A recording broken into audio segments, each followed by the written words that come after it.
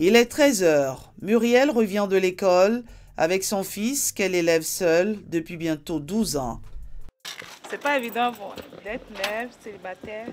Tu es obligé d'être partout, genre pour surveiller, pour avoir un œil sur le petit. Sinon, rapidement, ça t'échappe. Malgré ses occupations, pas question pour Muriel de déléguer cette tâche. Chaque jour, le rituel est à peu près le même.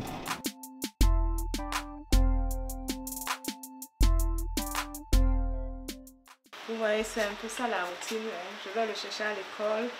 Il vient manger un truc rapidement parce que j'ai encore cours tout à l'heure à 15 heures. C'est à l'âge de 18 ans que Muriel, monitrice d'auto-école, tombe enceinte. Fuyant une atmosphère familiale alors pesante, elle se réfugie dans les bras d'un jeune homme et contre toute attente, la grossesse survient. Moi, c'était juste avoir un peu d'affection parce que à la maison, c'était des cris. Quand lui, il est venu, c'était beaucoup plus les mots doux, c'était beaucoup plus ma chérie. Et on sortait. J'étais une fille très timide.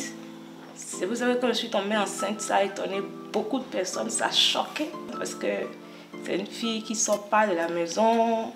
Elle quitte la maison, c'est l'école. Elle quitte l'école, c'est l'église et maison. Daria, responsable d'une agence de voyage, est aussi mère célibataire. Après un premier enfant d'une première union sans succès, Daria devient à nouveau mère. Ce n'était pas à la base une histoire qui était faite pour durer.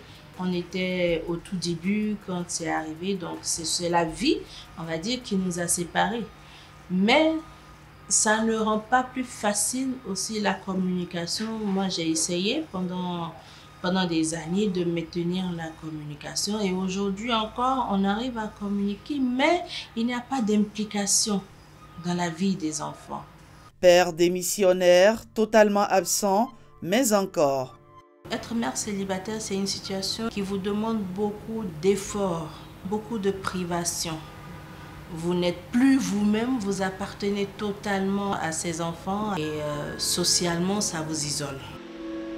Quand tu veux sortir, par exemple, on ne sait pas où laisser le petit, s'il faut le laisser seul à la maison. À part ça, il y a le côté complexe où, quand il revient de l'école, il dit les autres ont la ceinture de leur papa et que lui n'a pas la ceinture du papa. Ils souffrent de l'absence, ils se comparent à leurs autres camarades quand ils vont à l'école, ils se comparent au monde qui les entoure, ils se comparent à l'idéal qu'on nous a donné parce que personne ne nous a dit que la vie de famille c'était un seul parent. Quand je vois ma maman seule se battre comme ça, j'ai envie de rêver. Et papa, il te manque souvent? Il ne pouvait pas répondre parce qu'il était trop petit. La relation est restée derrière le téléphone. Moi, c'est une fois qu'il a fait l'appel vidéo, ou bien une fois où on devait aller à l'hôpital.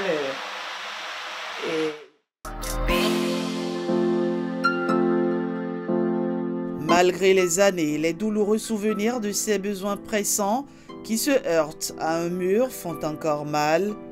Et que dire de la société qui en permanence les met au banc des accusés? Eu égard à mes expériences d'aujourd'hui, moi je n'épouserai pas une femme qui a déjà des enfants. On constate que ce sont les femmes qui sont à la base. Des fois, on va dire que bon, mon mari sort avec d'autres personnes, ou bien c'est conseil des amis qui les poussent à se séparer de leur homme. Dans la plupart des cas, l'entourage vous voit comme une femme de mauvaise vie.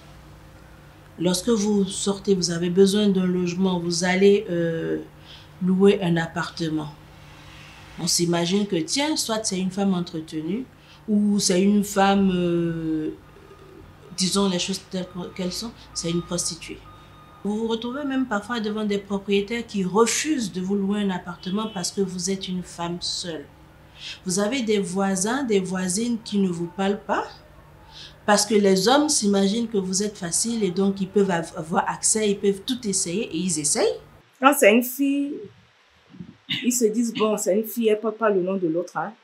Mais un garçon, il se dit, j'en ai vécu, il m'a dit que bon, même s'il prend soin du petit, que demain, c'est le nom de l'autre que l'enfant va porter, qu'il ne veut pas garder le petit. Je dis, bon, si tu ne veux pas garder mon enfant, bon, tu n'es pas mon homme alors. Hein. Plusieurs circonstances de la vie peuvent conduire au phénomène de mère célibataire, encore appelé monoparentalité. Divorce, grossesse précoce, décès, rupture, les dommages psychologiques qui en découlent sont énormes. Être mère n'est pas le problème pour ces femmes, mais c'est le fait d'assurer la responsabilité entière de toute la famille qui pèse et qui les amène à avoir ces problèmes psychologiques, dont l'estime de soi, et qui dénote plus tard sur la dépression. Et après cette dépression, il y a l'isolement. L'appréhension qu'elles ont de leur situation les amène à ne plus fréquenter un certain nombre de lieux.